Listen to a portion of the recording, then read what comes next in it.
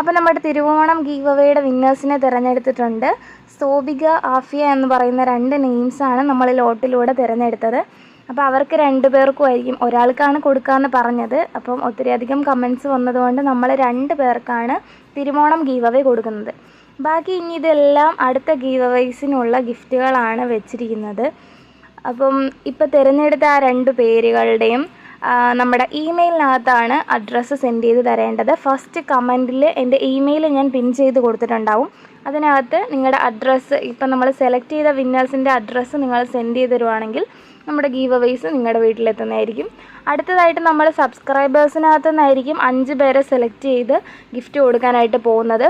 അത് നമ്മൾ തിരഞ്ഞെടുക്കുന്നത് സൺഡേ ആയിരിക്കും, അതായത് 4ാം ഓണത്തിൻ്റെ അന്നായിരിക്കും നമ്മൾ 5 പേരെ സബ്സ്ക്രൈബേഴ്സിനകത്തു നിന്നായിരിക്കും നമ്മൾ സെലക്ട് ചെയ്യുക. അപ്പോൾ സബ്സ്ക്രൈബ് ചെയ്യാത്ത എല്ലാവരും സബ്സ്ക്രൈബ് ചെയ്ത് വെച്ചോളൂ.